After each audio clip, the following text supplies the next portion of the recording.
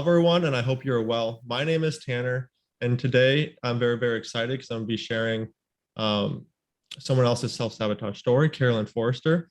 She's an amazing coach. She does her own little workout tribe on Facebook, has her own page, and I'm very, very excited to be able to hear her story. And the reason why I share these stories is because, I want everyone to know that no matter where you come from, who you are, if you're a boy or girl, it doesn't matter, where you live, that we're all able to overcome self-sabotage. And that is exactly what I want other people to be able to do when they listen to my podcast, is to be able to get inspired or to be able to hear different things, be able to relate to other people so they can overcome self-sabotage. Or maybe, you're on the edge of asking for help and this might push you towards that. So without further ado, this is Caroline Forster. Hi, Tanner. Thank you so much for having me on the podcast. I'm so excited to be here because I've already been listening to your podcast and just loving hearing all the stories. I think when we hear these stories about other people and like when we hear the honesty with it, it allows us to be able to reflect on our own lives. So yeah, really excited to be here and share my story. Like you said, I'm Caroline Forster. I'm living in Scotland, and I run a healthy tribe membership because my sort of background is fitness, nutrition, and then obviously I'm overcoming self-sabotage as well. So yeah, that's what I do. So important to eat right and to get the exercise.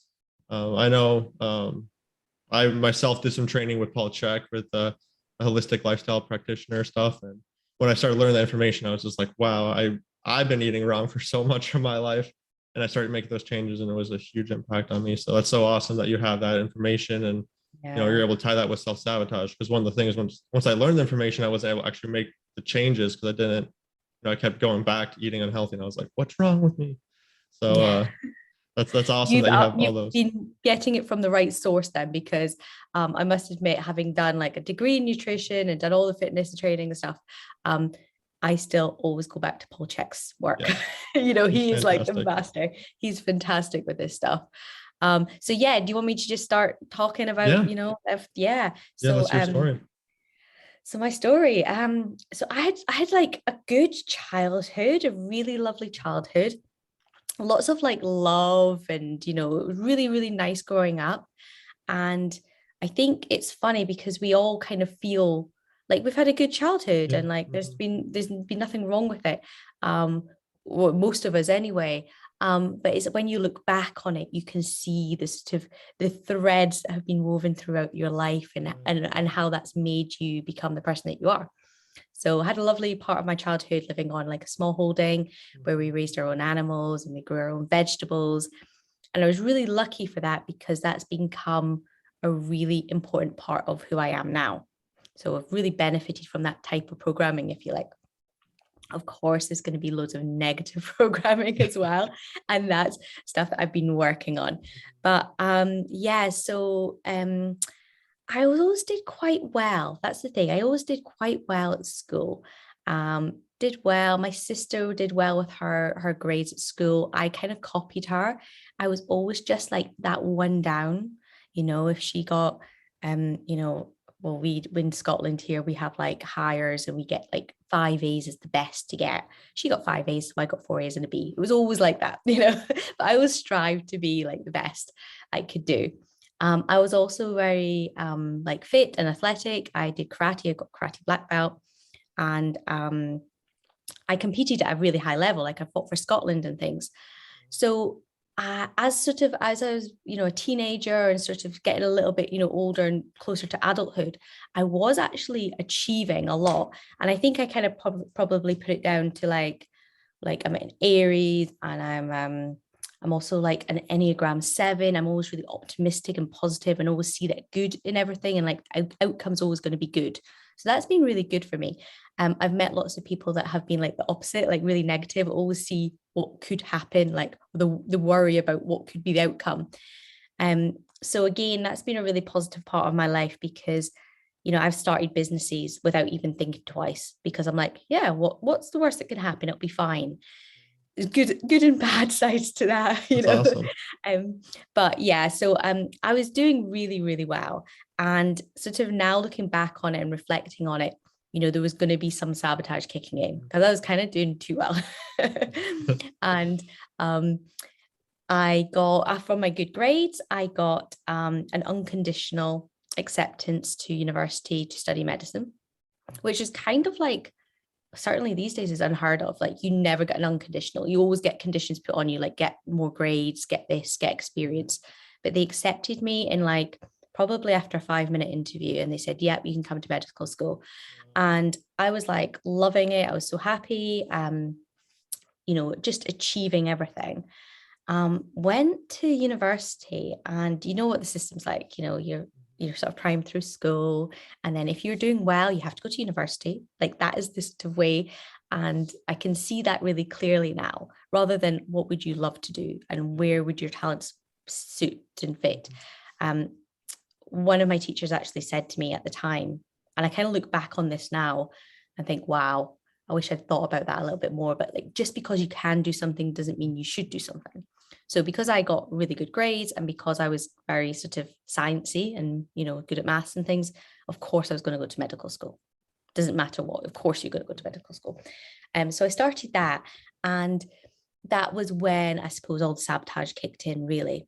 Now, I kind of believe that university and the lifestyle around it and what we've been programmed for is kind of there to, sabotage you anyway. You're at, like, in your prime, you've got all the energy, you could be doing so much stuff. If I'd started a business then, I'd have had so much to put into that business. But instead, I was at medical school, going to the lectures sometimes, partying all night. There's always too much alcohol, there's always too much caffeine. It would be quite normal for us to be sitting in the medical school library at 3 o'clock in the morning drinking Red Bull, like energy drinks. Mm-hmm. So that was just normal. And I can remember looking around a few times and being like, these are the people that are gonna like make people healthy. And we've been out all night partying, we've gone to lectures, then we're sitting in the library at 3 a.m. drinking energy drinks, eating poorly, not getting enough sleep. All of the things you shouldn't be doing. And so, like, kind of everything dropped off for me, like my fitness, I didn't practice karate anymore. I was doing the bare minimum. And I was actually doing quite well at medical school. And certainly, like, when I was with patients, I had that sort of empathy and I wanted to do good for them. Like, I've always had this, like, I do care about people. But it's funny the way, like, that sabotage kicks in as well, because I can remember being in an exam in my end of my second year, and I could have just answered the questions, but I thought that they were asked like in a poor way.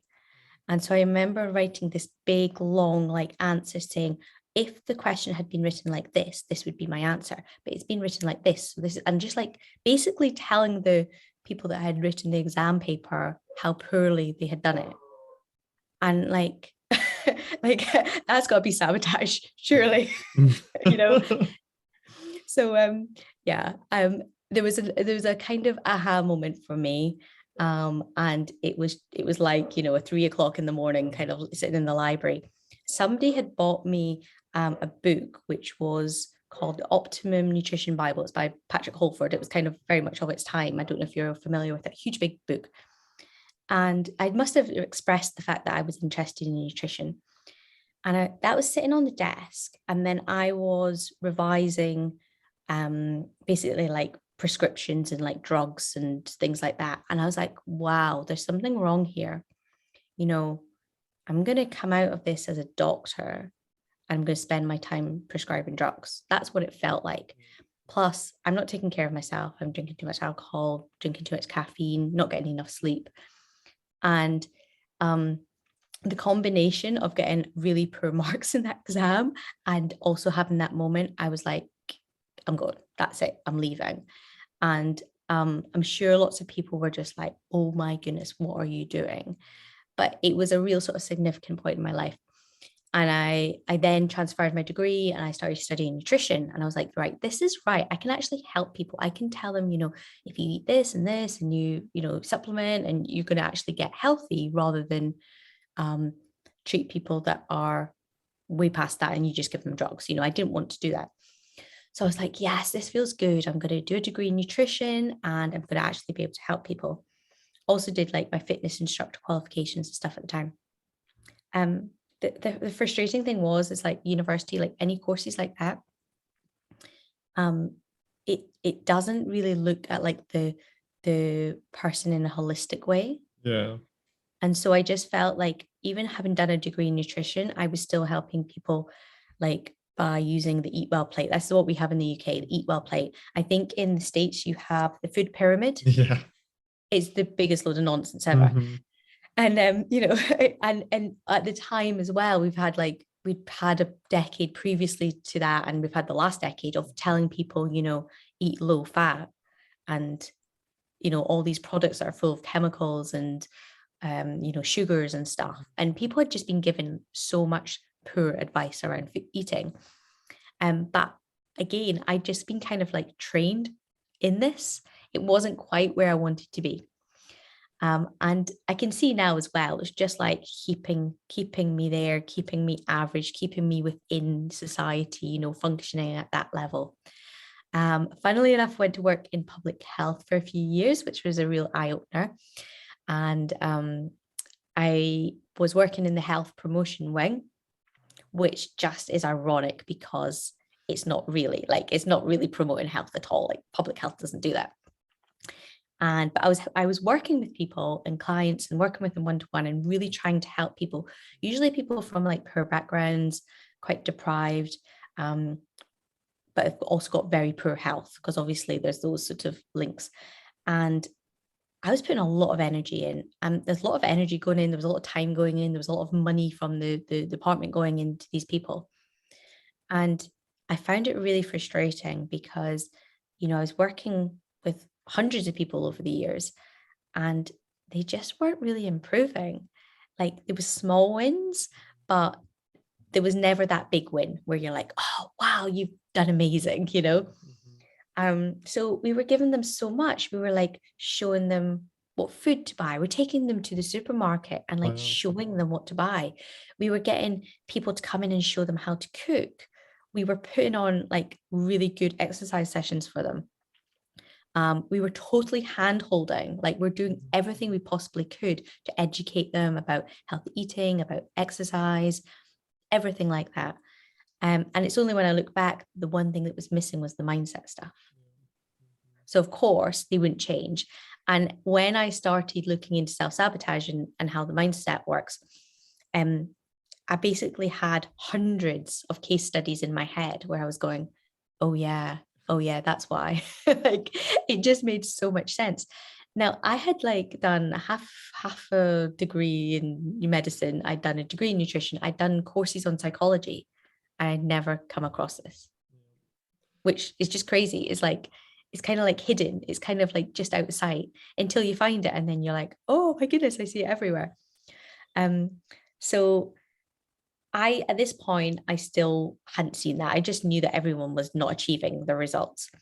Um, I finished at public health, started a couple of businesses. So first business I started would have been potentially an amazing business. It was about healthy snacks basically. And I was hoping to try and get, because I always want to do good. This is the thing I found out about myself.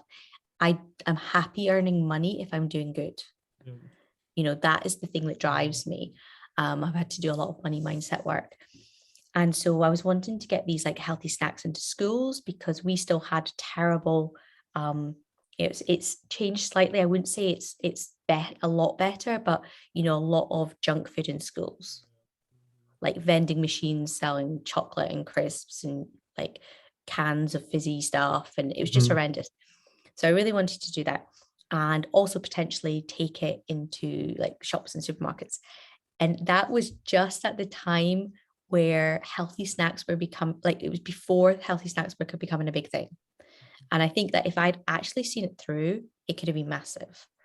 But of course, like sabotage kicked in, and I kind of wrapped it up before it even started, and for no real reason either. I then started another business with my sister, and I had a really good model, and it was looking really, really good. But it was, I think we'd been running it for about 2 years, and it was the thing that stopped me with that one. It was the fear of the unknown. So to have success like that, and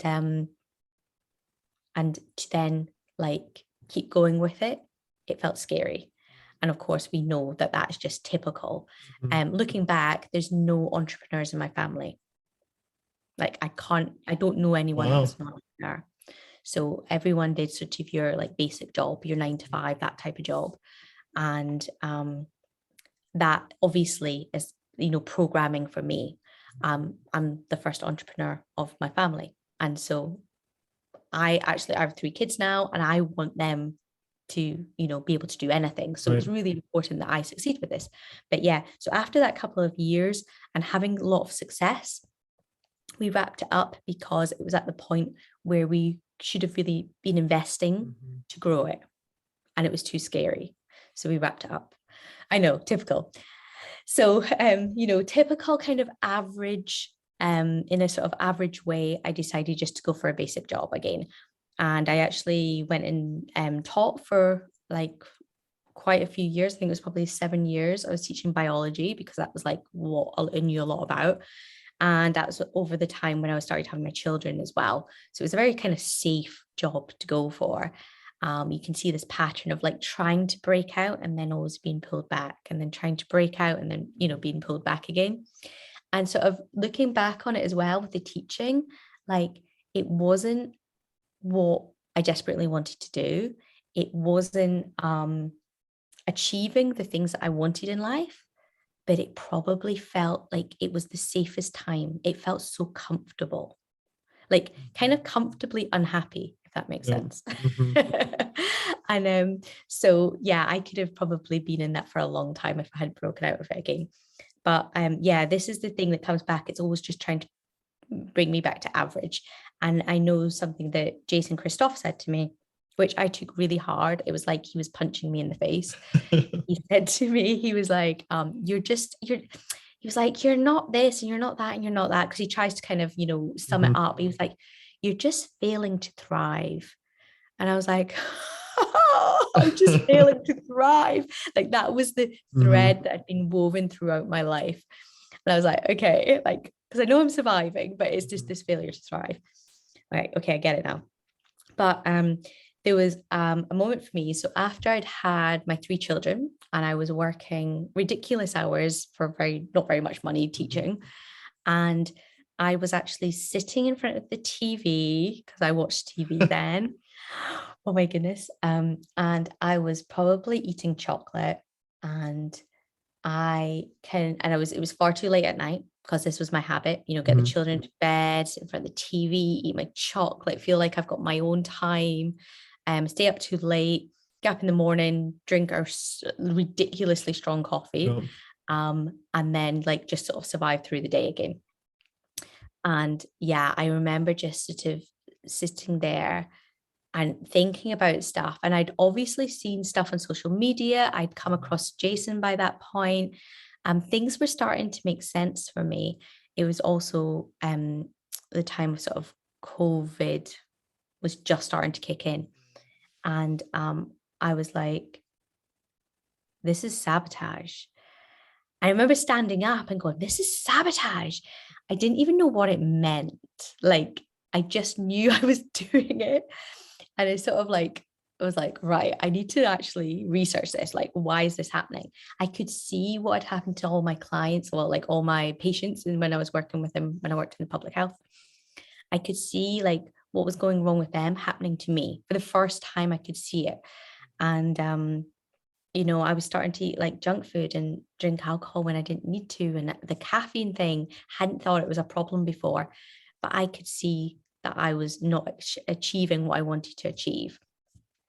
And therefore I had to like research it. I had to go into more detail with it.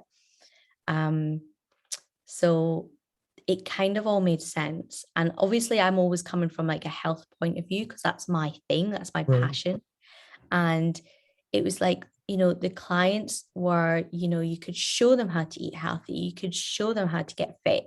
I bought myself a nice a gym membership to a really nice gym, and I had a degree in nutrition, yet I was sitting there eating junk food. Mm-hmm.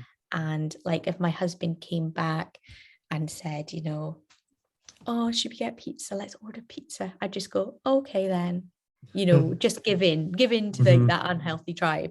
If my friends were opening bottles of Prosecco, I'd be like, okay, I'll just, um, actually quite often I was the one doing it, to be fair.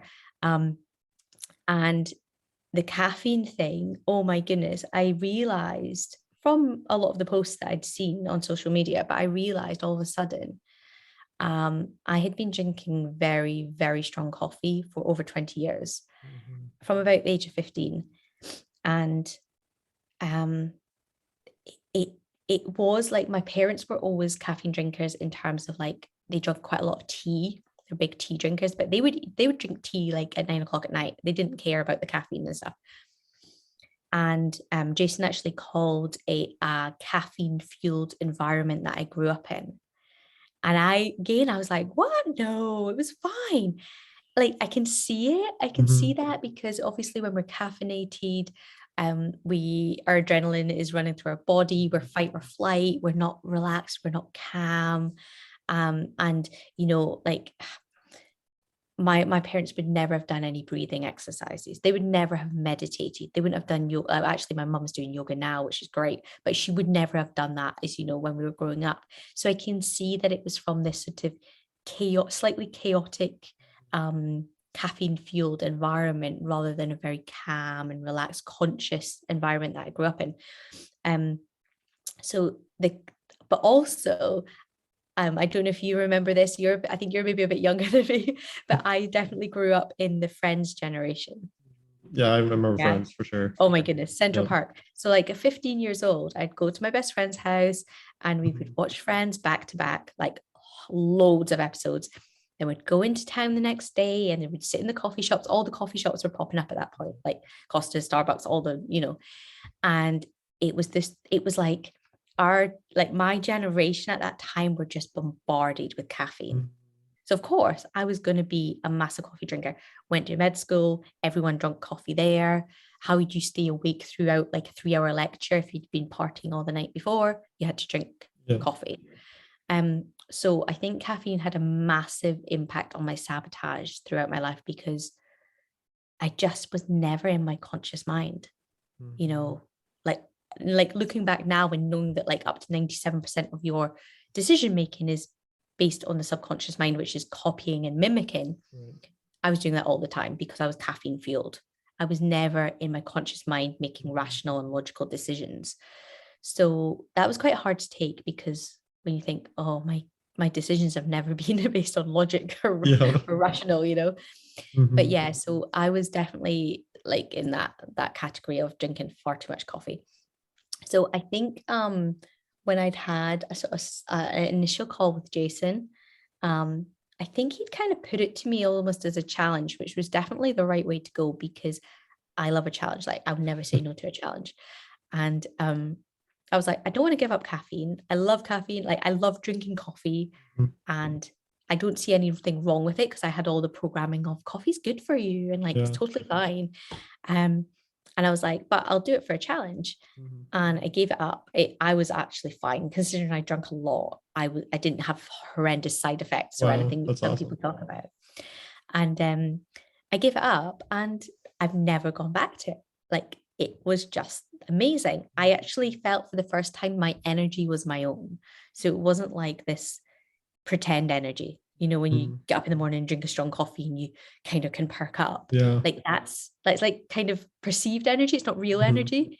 And so I felt like I had energy for the first time. And that was just enough to like get me to the next step, Um, and so all COVID started kicking in, and I was still teaching at this point, a bit.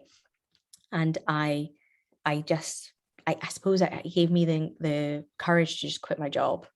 Like I Mhm. wasn't going to sort of stay in that job whilst being told, you have to wear a mask in the classroom and you have to do this and you have to follow it. Like it was just hideous.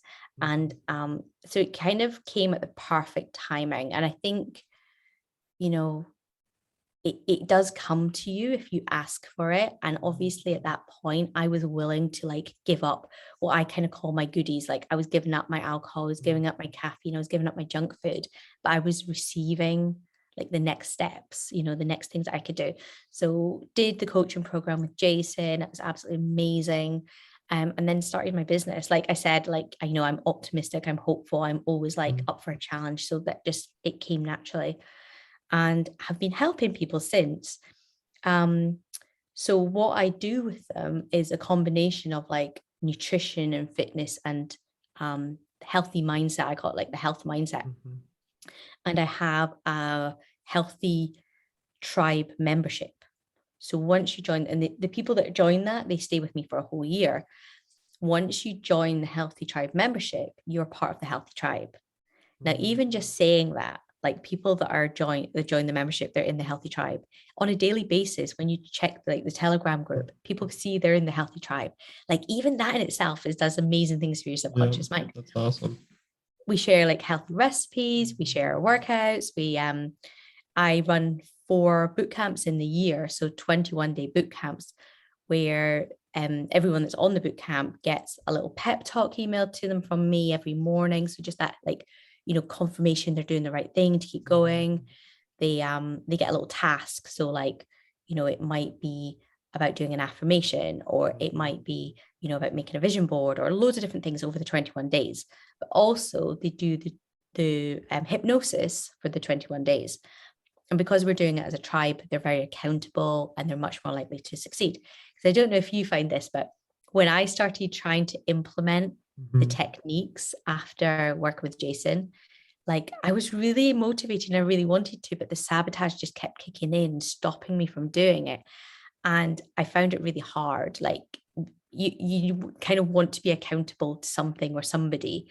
And when they don't come naturally, like I said before, like my parents would never sit down and meditate. So for me to sit down and meditate it feels really hard. I know that's a very negative talking, but it's getting easier the more I do it, but it doesn't come naturally. And so it's about changing that programming. And I've really found that, like, if you do something for 10 days, this is what people say as well, it becomes a bit easier. And then you do it for 21 days, it actually rewires your brain. Do it for 90 days, it's just part of who you are. And so I try and apply this to like everything now. And I think, right, okay, I don't have good programming for relaxing and meditating, but I'm going to set myself a challenge of meditating every day for 10 days. And then once I've done that, you do the 21 days and you just do more and more and more. But what I've found like massively is it's kind of slow. Like it feels, when I came away from doing the process, like going through this overcoming self-sabotage process myself, I was like, yeah, I know what I'm doing. I can earn loads of money. I can get super healthy. I can do all of this. And then you realize that it's actually just chipping away. Like I've got 30 odd years of old programming to get rid of. And I'm wanting it to happen in 6 months. Do you know what I mean? It doesn't happen like that. But it's just, I kind of see it as like little, like batteries, like on a video game, you've got little batteries of your life or whatever. And like your health, your wealth, your happiness, maybe. And they're just slowly going up, So like the health one is going up, and then I'll work on my wealth, which is probably the one I need to work on the most because my money mindset's always been poor, and put that one up, and then do the happiness and put that one up. And it's slow. And this is why when people join the tribe, like the healthy tribe, I say you stay with me for the year. Like there's no point in doing it for like a week or a couple of weeks, because they'll find small things that they can improve continuously. And like just a few examples, like somebody came to me, the first boot camp they did with me when they were on the tribe, they gave up Diet Coke. And that was such a major success. Like you've given up Diet Coke, awesome. Then they've given up caffeine. And then the next one that they've done, they've managed to like implement some really like properly good healthy habits. And it's just those small steps every time. Um, quite often because of what I do, people will come and they're like, oh, I just need to lose weight. And then we sort of like go in deeper, and it's actually about much more than that. It's about like having the energy and feeling good every day when they wake up. And of course, when you get healthy, you're going to shed the weight, Mm-hmm. but it's not about that. And it really makes me frustrated because like the diet industry is programming in itself, Mm-hmm. like telling people to restrict calories, when as humans we like want to survive, we want to consume calories. So it's all about getting your head around eating healthy foods, choosing the healthy foods. So like one of my simple affirmations that I do with my clients when they first come to me is it's I love eating foods that make me feel healthy. And once that gets really embedded, okay, they might still be overeating, if you like, but they're eating the healthy foods. So that's fine. That's good. We want to eat the healthy foods. Yep. And I always say it's like a cow in a field. Like a cow will stand in the field and eat all day. That's what it's programmed to do to survive. And we've got that as well, but we've kind of been screwed over because we've been told by the industry that we should restrict calories, which is it goes against what we feel.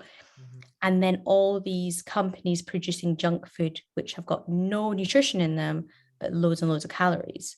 So we're eating this food because we innately need to eat food. Like we would be picking berries off a tree when we lived in caves and whatever. But then we're being told you shouldn't be eating lots of food. So we make ourselves feel guilty and we shame ourselves. Mm-hmm. And Tanner, that like negative self-talk like snowballs that Oh in the yeah. wrong direction. So you beat yourself up and you're like, oh, you're rubbish. You can't do anything. Look at you. You're a big fat slob and blah, blah, blah, blah, blah. And you never, and that feeding into our brain will make us like that. So we'll eat rubbish and we won't go to the gym. And like, I kind of feel like people, in lots of ways, but have been really, really screwed over by this industry. And of course, people have been with the money thing, like people, like especially the generation now, like money wise, when you can see the big picture and the agendas behind it, why. But people have been sort of brought up and programmed with really poor money mindset because the area that I focus on is like health. Like it's so horrible that people have been sort of programmed like this. And to actually unprogram takes a lot of time and effort. But that's the good thing. Like we know it's like the subconscious mind will always keep you that safe and average way. But actually, it's really easy to manipulate. Like once you've got the tools, Yep. it is, you can manipulate it really easily. And yeah, that's the thing that I'm enjoying sharing with people and showing them how to hack their subconscious mind and get rid of that old programming. And the thing is, it's not going to turn everyone into like super fit, super healthy millionaire. Do you know what I mean? Mm-hmm. But steps towards that and steps out of the average place where they are is positive. It's Yep. good, it's successful. So it feels good to do that. It feels like it's a really nice thing to do. And of course, I'm like constantly doing it myself. You can probably see like starts with vision boards and like I actually have vision boards all around and stuff. So the ones that I find like the most effective, like for me personally, because it depends, I think everyone's different, but like vision boards are really important for me because I've kind of discovered it's like the whole. I can't just be like, oh, I want to make money or I want to get fit. It needs to be like, well, why? Like, Yep. what is the intention? What is the goal? And unless I like kind of put the images up of why I want this, then it won't happen. So I'm really, really into the vision boards. Quite like to do visualizations as well. Find them really useful. The hypnosis is really impactful. I wish I could do more of it. I should do more of it. But yeah, it's kind of everyone finds that they've got different, they like different techniques, but trying to kind of include them all. And like I said, slowly, step by step, knowing that it's going in the right direction after years of basically going in the wrong direction. Yeah, that's so awesome. Your story is so amazing. I think a lot of people can relate to it. So many people at least drink caffeine all the time and are just kind of like in that trap where they get up, they're super tired, and they just need that caffeine fix to keep them awake, and then they go have that junk food, or they go to work all day and they come home and they're like, I need a drink, and they go and watch TV all day, and then Yeah. go to sleep, and it's the same thing all over again.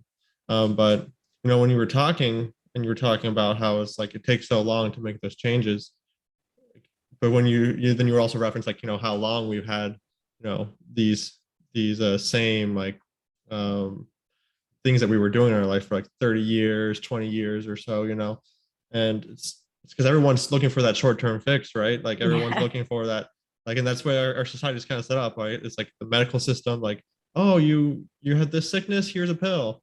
It's not Yeah. like ever addressing the root cause of the problem, which is like your eating, or your negative self-talk, or not going to sleep at the right time, but it's just giving you like a little band-aid to put on, like, okay, you're all better now, like. But Mhm, it's not that long, it's not that looking long term, right? It's the short term thinking, which is the self-sabotage. And Yeah. Yeah. And I yeah. think we're really programmed, like you said, like for the instant gratification. We're Yep. definitely programmed for that. And it's funny because like I'll be doing different things. Like, for example, I noticed that I was starting to get dandruff and I was like getting a touch of athlete's foot. And I was like, oh my goodness, right. I'm gonna go and do like the Paul check anti-parasite and fungal thing. Like I'm gonna do that like 6 months or whatever of like really clean eating, no sugar whatsoever. And people are like, you can just buy shampoo. Like you can probably get cream. And I'm like, yeah, but that just like covers the symptom. Like, Mhm. everyone probably has like, Paul says, like as parasites and fungus and things Oh growing in their yeah. body. It's just that they hide it. And Mhm. but people aren't willing to put in that work, that time, that 6 months of eating really clean. Like, why would you want to do that when you could just use some shampoo and then go and eat your chocolate bar, Yep. So it's trying to come away from that instant gratification and see the long-term goals. Um, which we're really not programmed for. But we do a lot of that, I must admit, in the Healthy Tribe. We do a lot of like aspirations and like long-term goal setting That's so that awesome. whenever we face a choice, we can like think about our long-term goal and be like, is this taking me directly there? Or is it taking me on a diverted route, around the houses before getting to my goal? So it really helps. Yeah, that's a fantastic idea. I love the your healthy tribe, and like being able to call it the healthy tribe. That's so important. And then the long term, and looking at long term for the whole year.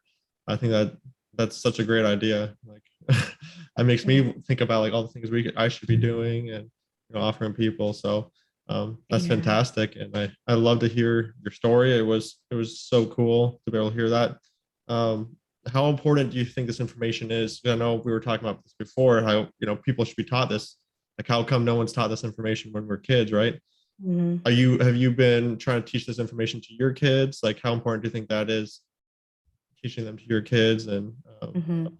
Yeah, massively. And like I said, I'm so aware of what I saw when I was growing up. And like I said, it was good. It was a good childhood, but like there wasn't the things that I would like to have done. It wasn't just in me. So doing those things and letting my children see, and even like little comments when they're like, oh, mummy, you're so healthy. And they do give me grief because I won't buy them chocolate and stuff. Like, you know what I mean? But they'll also be like, mommy, you're so healthy. And they do recognize it. And I think that obviously children, especially, they take in what 90 million pieces of information per second into their subconscious mind. So they do copy and they do mimic. And it's so important that you're doing the healthy behaviors for them to see. I actually end up talking to my clients a lot about that because they tend to be, parents of children as well. So they're not just doing it for themselves, they're wanting to then, you know, put things in place to stop all. So if they identify sabotage that they are doing because of their parents, they can then put things in place to stop it going to their children. And when I speak to somebody about this and they get that kind of moment of like that light bulb moment of like, oh my goodness, I do this because my parents did this, you can see them immediately going, I must stop this because I don't want to pass it on. And that's really nice, and a really nice sort of to be part of that. um but yeah, it's it is really important, I think, to pass it on to the next generation. And when you said before, like, how important is this, and it just occurred to me, like I'd had a conversation with a client the other day, and we're talking about being at a crossroads and, just carrying on as normal or making changes.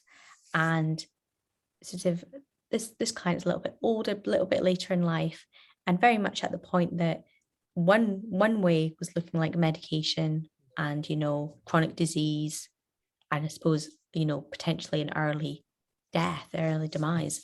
And the other way, you're looking at, well, not going on a medication, having more energy, being able to spend time with grandkids, and being at that point in the crossroads and being able to implement some of the stuff that actually works is just like, it's just a gift. I think I remember speaking to Ted Hannick about this before, Yeah. and he used the phrase that it was like winning the health lottery, and I've used that so many times since, because I was like, oh my goodness, when you find out this information, it's like winning the health lottery. Actually, it's like winning the life lottery, Yeah. It's just a gift. And being able to sort of share that with as many people as possible and seeing a positive outcome in their lives is like, it's the best job, isn't it? Yeah, it's one of the best things, best feelings. Yeah, Mhm. that's right. Yeah, that's so cool. And I mean, it's fantastic speaking with you. Thank you so much for coming on. Do Thank you have you. anything Thank else you you. want to share with anyone else, or? Well, just if I suppose, if you're wanting to make those changes, it's totally possible, in any aspect of your life.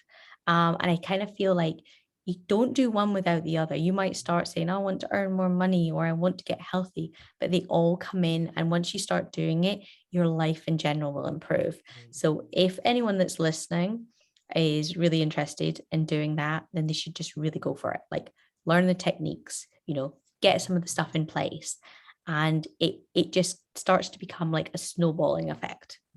Your life will improve quite dramatically after that. So yeah, just come out of the comfort zone of average like me, and try and strive. I'm not there yet, I'm still striving, but it's just a slow small steps, and you do get there.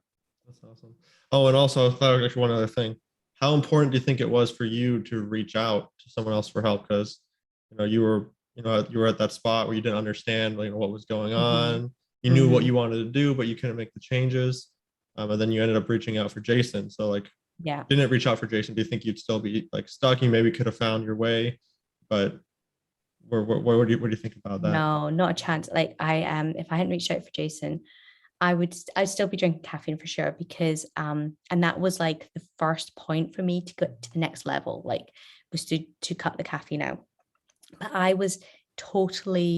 I'd convinced myself that I was happy with what I had, and that it was fine, it was comfortable, it was safe, and that I didn't want to give up the caffeine and things like that.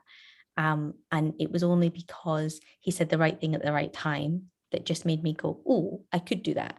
And it was just a tiny step. It was a small thing. And then it led me to the next thing and to the next thing. And it's still happening now. It's still, I'm finding more information. It's not going to happen overnight. And like, we talk about this, and I heard Jason talk about this so many times. Like, you can't strong arm it. Like, everyone's like, oh, I'm going to be super motivated and I'm going to go to the gym and I'm going to eat salads all week. You can't strong arm it. You can't force it. You have to be clever. You have to do the mindset work. And people that have succeeded, in becoming bodybuilders, or becoming like super healthy, or whatever it is that you're wanting, or becoming like, entrepreneurs, like billionaires, whatever, it's because of their environment and their programming, has led them to that point.